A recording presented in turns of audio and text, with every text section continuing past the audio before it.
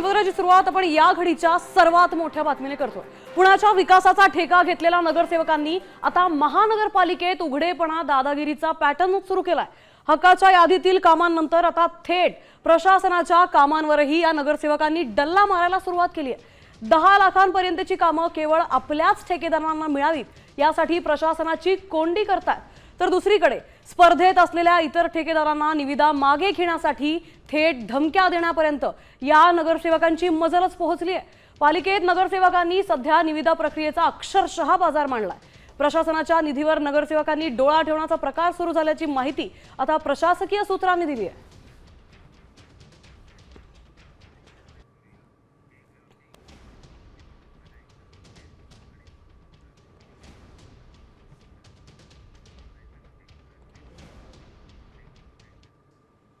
नगरसेवक आणि ठेकेदाराला एखाद्या टेंडरमधून कसा कट म्हणजेच कमिशन मिळतं हे आपण समजून घेऊयात ग्राफिक्सच्या माध्यमातून।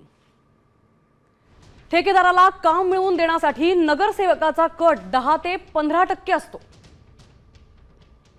प्रशासकीय अधिकारी किंवा इंजिनियर 5 ते 10% घेतात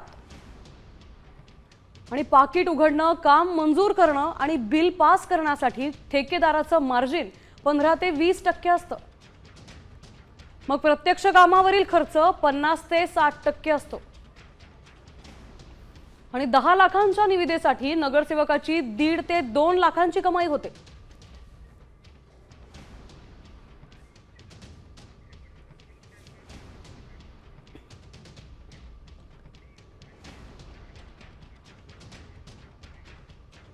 आपण थेट जाऊयात पुण्यात। त्या ठिकाणी आमचे प्रतिनिधी अक्षय बडवे उपस्थित आहेत, त्यांच्याकडून आपण या संदर्भातली अधिकची माहिती जाणून घेऊयात। अक्षय,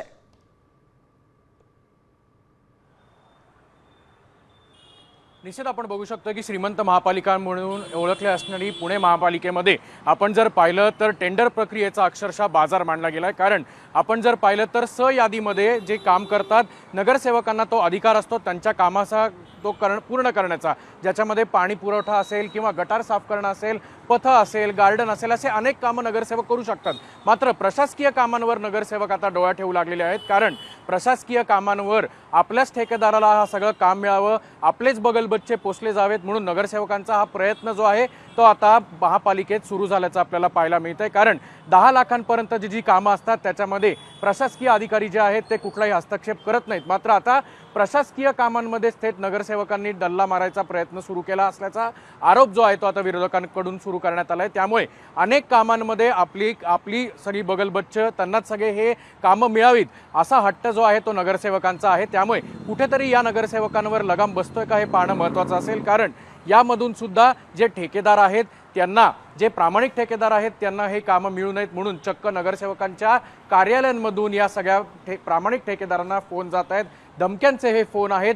आणि अनेक ठिकाणी जर आपण बघितलं तर जे श्रीमंत ठेकेदार आहेत ते आणखी श्रीमंत व्हावेत याच्यासाठी जे नगरसेवक आता प्रयत्न करू लागले आहेत त्यांच्यावर काही चाप लागणार आहे का हे पाहणं तेवढंच महत्त्वाचं आहे।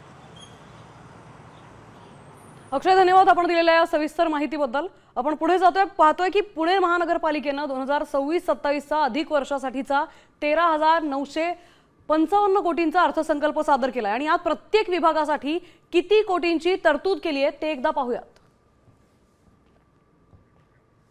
एकूण बजेट आहे 13,995 कोटी। पाणी पुरवठ्यासाठी 2,077 कोटी, रस्ते आणि वाहतुकीसाठी 1,800 कोटी, मग कचरा आणि ड्रेनेज व्यवस्थापनासाठी घनकचरा 1,390, एसटीपी प्रकल्प 1,216 कोटी, समाविष्ट 34 गावं 1,210 कोटी आणि विशेष पॅकेज याला अलॉट केलं असतं। जागा भूसंपादन 400 कोटी।